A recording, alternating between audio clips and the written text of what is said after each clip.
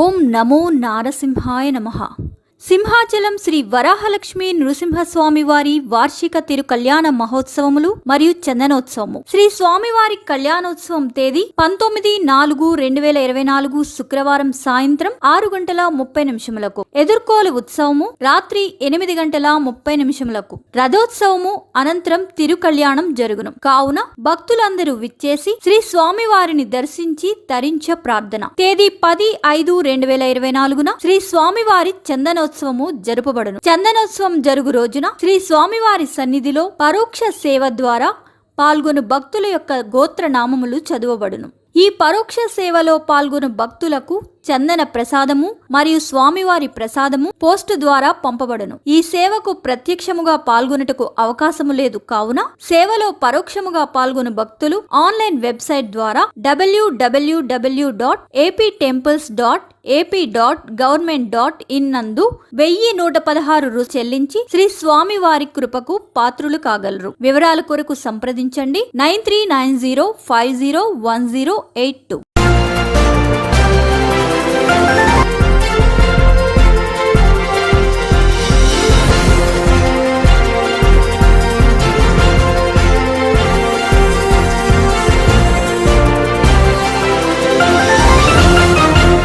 నమస్కారం, VST news bulletin కు స్వాగతం. నా పేరు లక్ష్మి. వార్తల్లో ముందుగా హెడ్లైన్స్.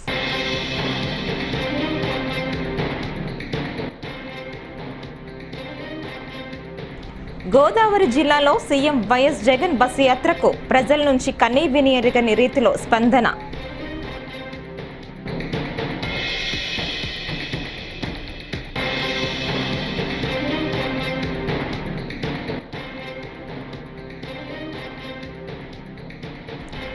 ఇక్కడ ఫెయిల్ అయిన వ్యక్తి ఇంకో దగ్గర ఎలా పనికొస్తాడు? గుమ్మనూరుపై షర్మిల ఫైర్.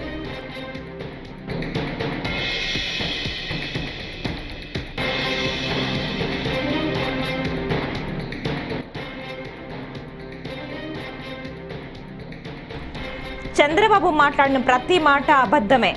పేర్ని నాని ఆగ్రహం వ్యక్తం.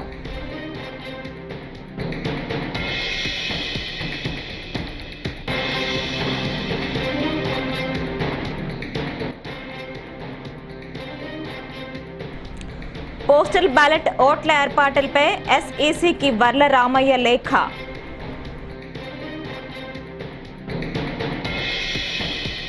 వార్తల్లో ముందుగా సీఎం జగన్ బస్సు యాత్రకు ప్రజల నుంచి కన్నీ విని ఎరుగని రీతిలో స్పందన లభిస్తోంది.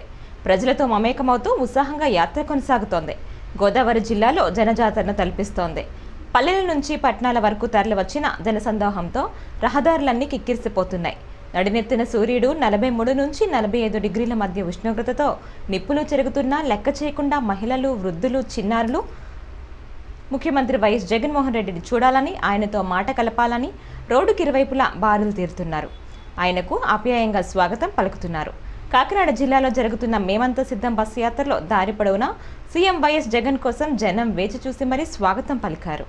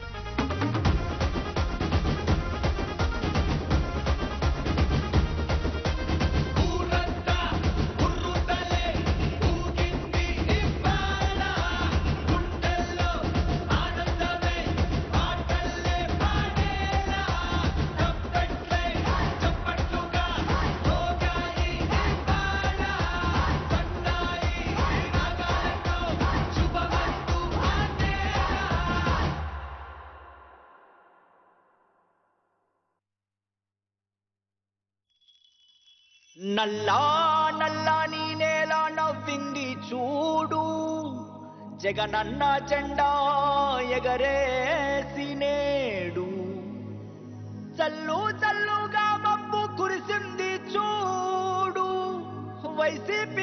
పల్లె నేడు.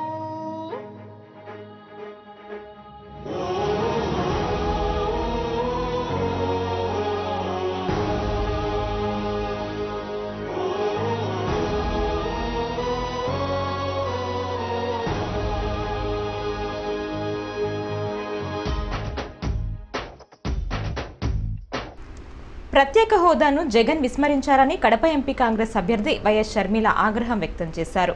రాజధాని లేని రాష్ట్రంగా ఏపీని మార్చారని మండిపడ్డారు. ఎన్నికల ప్రచారంలో భాగంగా కర్నూలు జిల్లా ఆలూరులో న్యాయయాత్ర చేపట్టారు. వేదావతి ప్రాజెక్టు ఎందుకు పూర్తి చేయలేదని ప్రశ్నించారు. మరెందుకు వేయాలన్నా వీళ్ళకు ఓట్లు? మంత్రి కూడా అట కదా, కార్మిక శాఖ మంత్రి. ఎంతమంది బిడ్డలకు ఉద్యోగాలు వచ్చాయి? ఇప్పుడేమో ఇక్కడ పనికిరాడని పక్కన ఎక్కడో గుంతకల్లో వేశారట కదా. అంటే ఒక చోట చెత్త తీసి ఇంకో చోట వేయడం అనమాట. ఆ క్యాండిడేట్ మంచోడైతే మళ్ళీ ఓట్లు పడేటట్టయితే ఇక్కడే నిలబెట్టవచ్చు కదా, మళ్ళీ పక్కన ఎందుకు పంపించాలి? ఇక్కడ ఫెయిల్ అయ్యాడనే కదా ఇంకో చోటికి పంపిస్తున్నారు. జగన్మోహన్ రెడ్డి గారి వల్ల చేతనైందా ప్రత్యేక హోదా తేవడం? జగన్మోహన్ రెడ్డి గారి వల్ల చేతనైందా ఒక రాజధాని కట్టడం? పక్కన బెంగళూరు చూస్తున్నాం, హైదరాబాద్ చూస్తున్నాం, చెన్నై చూస్తున్నాం. మనకేముందన్నా? ఏముంది? చిప్ప.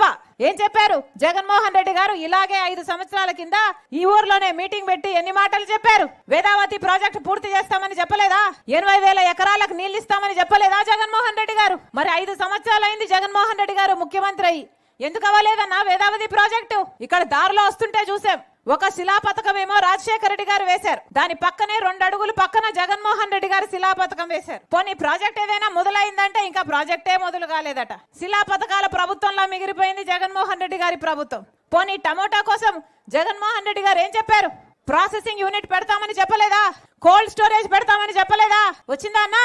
ప్రాసెసింగ్ యూనిట్ వచ్చిందా? కోల్డ్ స్టోరేజ్ వచ్చిందా? 5 సంవత్సరాలు అయింది. ఇంకా రాకపోతే ఇంకా ఎప్పుడు వస్తుంది? మళ్ళీ ఓట్లేస్తే వస్తుందా? ఇట్లాంటి వాళ్ళకి ఓట్లు వేసినా ఒకటే, డ్రైనేజ్ లో ఓటు వేసేసినా ఒకటే, వేస్ట్ చేసుకున్నా ఒకటే.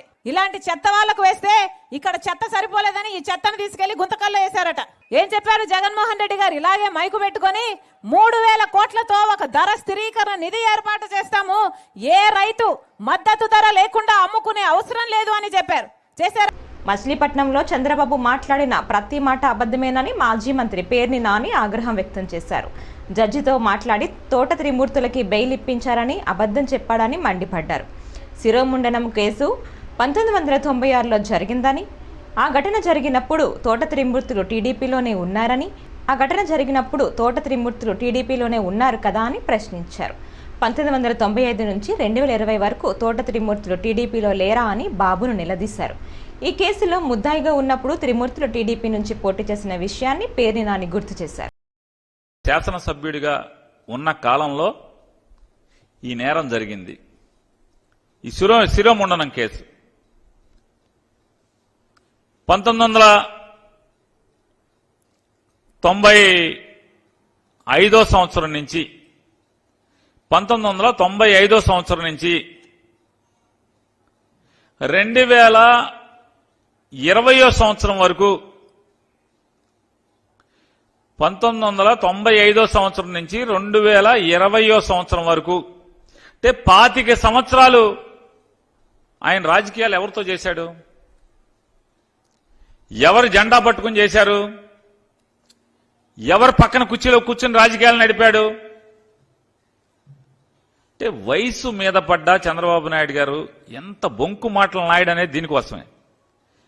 95 నుంచి దాదాపుగా 95 నుంచి 2020 సంవత్సరం వరకు చంద్రబాబు నాయుడు గారి కుర్చీలో పక్కన కూర్చోబెట్టుకుని ప్రతిసారి ప్రతి ఎన్నికల్లో సీట్ ఇచ్చి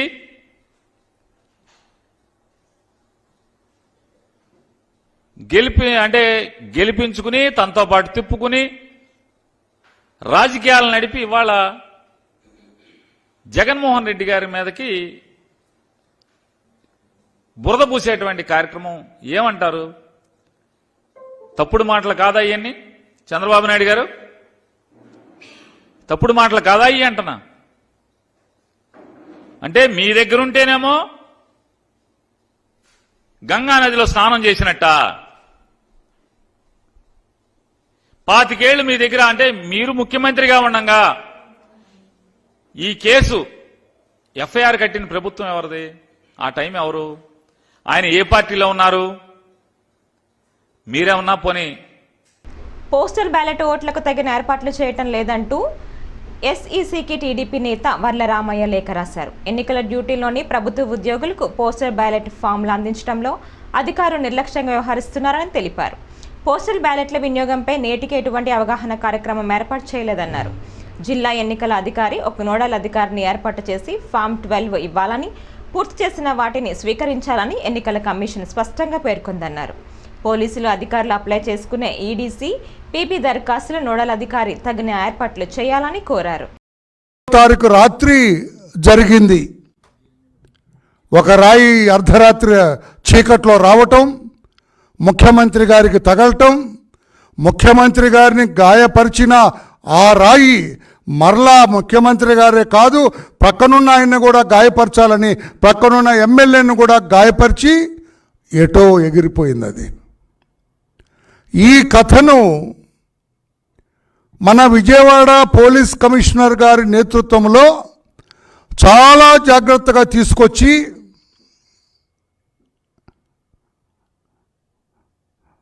సంచలనాత్మక కేసుగా దీన్ని చిత్రీకరించి దీన్ని ఛేదించాం మేము అని నిన్న విజయవాడ పోలీస్ కమిషనర్ శ్రీ రాణా గారు పత్రికల వాళ్ళకు ఒక నోటు పంపించారు.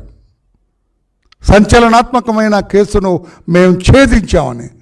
నేను అడుగుతున్నాను, శ్రీ కమిషనర్ గారు, సంచలనాత్మకమైన కేసును ఛేదించినప్పుడు మీరు ప్రెస్ మీట్ ఎందుకు పెట్టలేదు? చిన్న చిన్న టుమ్రీ కేసులకే మీరు ప్రెస్ మీట్ పెడతారు. జేబు దొంగను అరెస్ట్ చేస్తేనే ప్రెస్ మీట్ పెడతారు. చిల్లర దొంగను అరెస్ట్ చేస్తేనే ప్రెస్ మీట్ పెడతారు. అటువంటి సంచలనాత్మకమైన కేసు ఒక ముఖ్యమంత్రిని, జగన్ లాంటి వాళ్ళు స్ట్రీట్కొక్కరు ఉంటే పవన్ కళ్యాణ్ లాంటి వాడు స్టేట్కొక్కరే ఉంటారని ప్రముఖ నటుడు పృథ్వీరాజ్ వ్యాఖ్యానించారు. పిఠాపురంలో మీడియాతో మాట్లాడారు. ప్రజా సమస్యలపై అసెంబ్లీలో గలం విప్పే నిజమైన నాయకుడు పవన్ కళ్యాణ్ అని ప్రశంసించారు. వైకాపా నేతలపై తీవ్ర విమర్శలు చేశారు.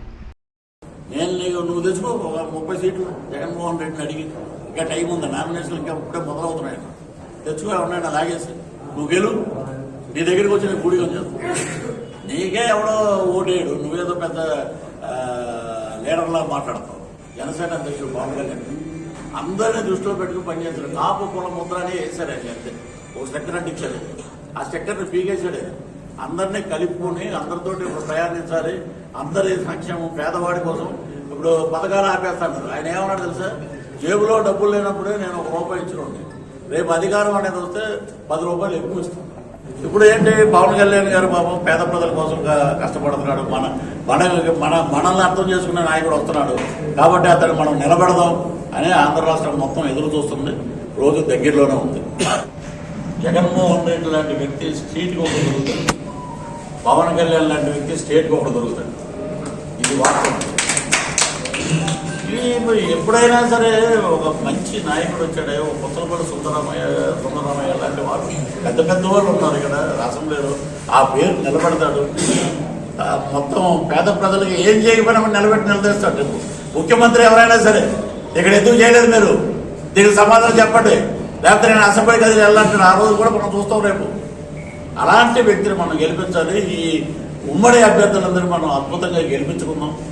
మీరందరూ కలిసి గట్టిగా పనిచేసి కొట్టాలంటే మే 13 చంప పెట్టి కొట్టాలి ఒక్కొక్కటి వైఎస్ఆర్సీపీ ఒకటి. ఇదిరా పిఠాపురం పవర్ అంటే ఏంటి? మంత్రి పెద్దిరెడ్డి రామచంద్రారెడ్డిపై మాజీ సీఎం రాజంపేట భాజపా అభ్యర్థి కిరణ్ కుమార్ రెడ్డి సంచలన ఆరోపణలు చేశారు. ఈ వ్యాఖ్యలు ప్రస్తుతం రాజకీయ వర్గాల్లో హాట్ టాపిక్ గా మారాయి. అన్నమయ్య జిల్లా పీలేరు తేదేపా అభ్యర్థిగా నల్లారి కిషోర్ కుమార్ రెడ్డి గురువారం నామినేషన్ దాఖలు చేశారు. ఈ సందర్భంగా పీలేరు ఏర్పాటు చేసిన సభలో కిరణ్ కుమార్ రెడ్డి పాల్గొన్నారు.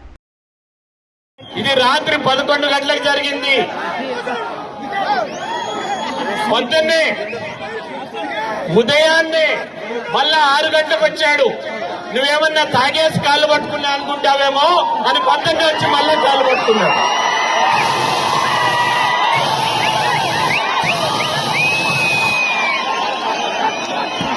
ఇదే నేను కాణిపాకంలోనో తరిగండలోనో ప్రమాణం చేసేదానికి సిద్ధంగా ఉన్నాను. నువ్వు వస్తావా ఛాలెంజ్ కి? నువ్వు వస్తావా? నాకు కాళ్ళు పట్టుకునే అలవాటు లేదు. నేను సగౌరవంగా అమర్నాథ్ రెడ్డి కొడుకుని గౌరవంగా పదవులు వస్తుంటాయి పోతుంటాయి, కానీ మా ఆత్మాభిమానం గౌరవాన్ని ఎప్పుడూ తాకట్టు పెట్టము. తెదేపా అభ్యర్థిగా నందమూరి బాలకృష్ణ మూడోసారి నామినేషన్ వేశారు. తన సతీమణి వసుంధరతో కలిసి హిందూపురం ఆర్వో కార్యాలయంలో రిటర్నింగ్ అధికారికి నామినేషన్ పత్రాలు అందజేశారు. ఈ నామినేషన్కు భారీగా తెదేపా, జనసేన, భాజపా కార్యకర్తలు తరలివచ్చారు. అంతకుముందు స్థానిక సుగూరు ఆంజనేయ స్వామి దేవాలయంలో బాలకృష్ణ ప్రత్యేక పూజలు చేశారు.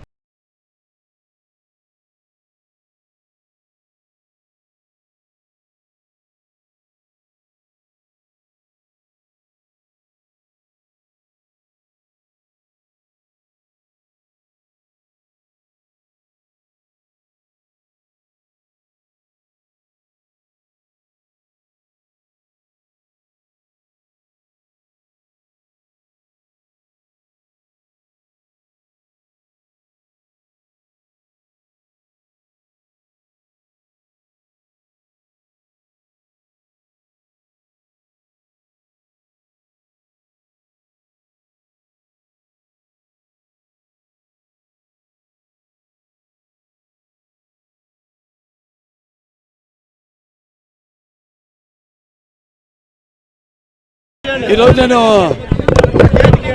నామినేషన్ వేయడం జరిగింది. మనం 2 సార్లు గెలిపించారు హిందూపూర్ ప్రజలంతా.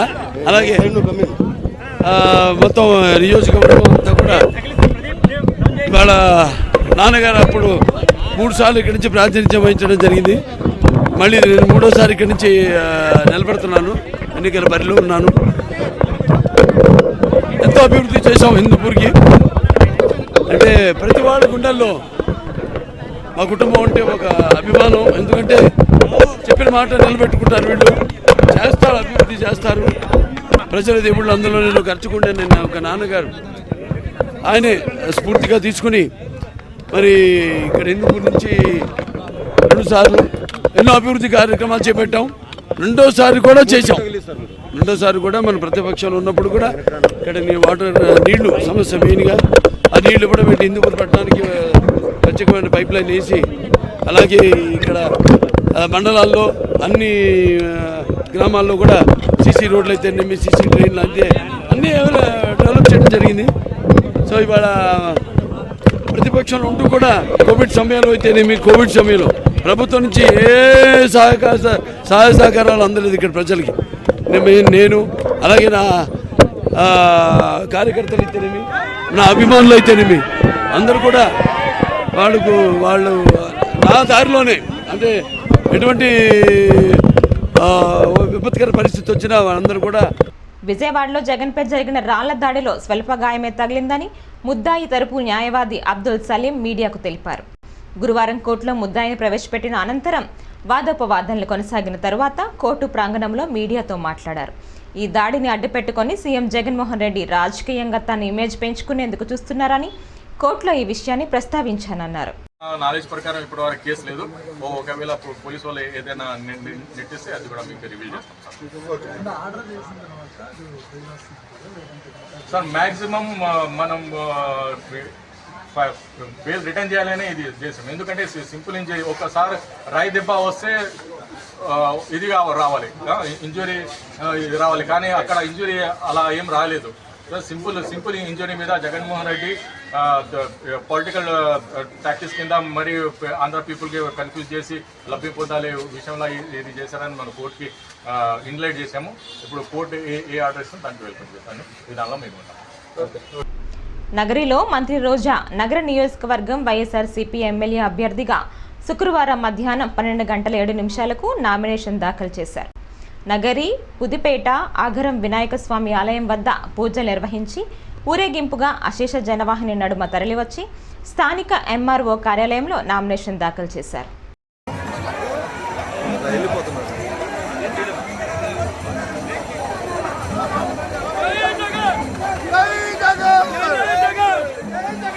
జై జగన్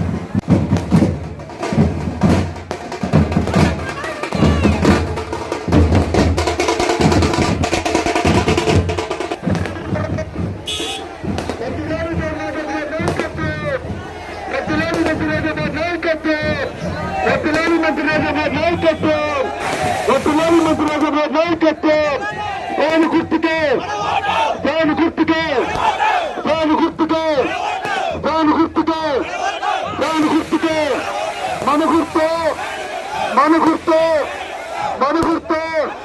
జై జగన్, జై జగన్. వడ్డేలాలి మంత్రిరాజు నాయకత్వం, వడ్డేలాలి మంత్రిరాజు నాయకత్వం. గోపాలపురం నియోజకవర్గ వైఎస్ఆర్ కాంగ్రెస్ పార్టీ ఎమ్మెల్యే అభ్యర్థిగా రాష్ట్ర హోంమంత్రి తానేటి వనిత శుక్రవారం నామినేషన్ దాఖలు చేశారు. ఈ సందర్భంగా ఎర్నగూడెం నుంచి భారీ ర్యాలీగా బయలుదేరిన మంత్రి వనిత గోపాలపురంలోని ఎంఆర్ఓ కార్యాలయంలో రిటర్నింగ్ అధికారి శివజ్యోతిని నామినేషన్ పత్రాలను అందజేశారు. ఈ కార్యక్రమంలో మంత్రి వెంట ఆమె భర్త శ్రీనివాస్, వైసీపీ నాయకులు ఇళ్ల భాస్కర్ రావు, జీవి పాల్గొన్నారు.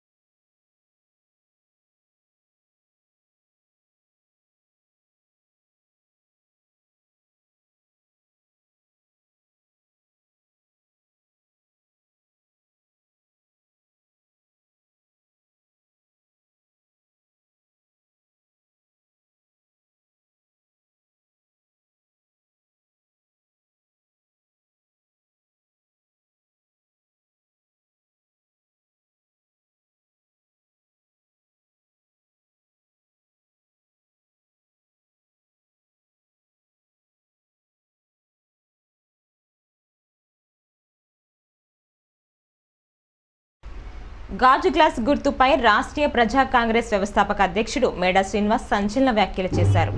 శుక్రవారం రాజమండ్రిలో ఆయన మాట్లాడుతూ, గాజు గ్లాస్ గుర్తు కావాలంటూ మా పార్టీ వేసిన కేసు కోర్టులో కొట్టివేశారు, కానీ అది జనసేనకు కేటాయించలేదని అన్నారు. కానీ కొన్ని మీడియా సంస్థలు కోర్టు చెప్పింది వక్రీకరించి వార్తలు ప్రచురించాయన్నారు. గాజు గ్లాస్ గుర్తు కోసం మళ్ళీ అప్పీల్ చేస్తామన్నారు. నేను ఆధారాలతో చూపిస్తాను మీకు. ఇది ఇప్పుడు ఎలక్షన్ కమిషన్ వారు ఎవరు పోటీ చేసినా ఈ బుక్ ఇస్తున్నారు. నామినేషన్ కిట్ ఫర్ క్యాండిడేట్స్ కి, ఈ క్యాండిడేట్స్ కి ఇచ్చినటువంటి లిస్ట్ లో మేము, ఎందుకంటే మిగతా వాళ్ళు వార్తలు రాస్తున్నారంటే వాళ్ళు విద్యుత్తుగా వేసాం. ఇది list of free symbols election commission వారు ప్రకటించారు. ఈ లిస్ట్ ఆఫ్ ఫ్రీ సింబల్స్ లో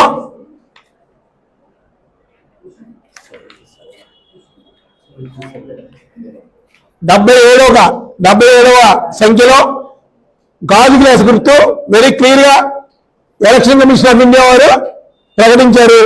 ఇది ఫ్రీ సింబల్. మరి గాజు గ్లాస్ గుర్తు జనసేన పార్టీకి ఇచ్చారని ఎవరిన వార్తలు వస్తే రాసుకోవచ్చు, తప్పే ఉండండి. మేము లానే ఫాలో అయ్యేవాళ్ళం.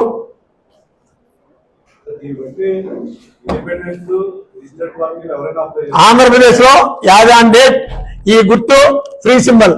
ఎవరు పోటీ చేసినా కోరుకునేటటువంటి అర్హత గాజు గ్లాస్ కి ఉంది.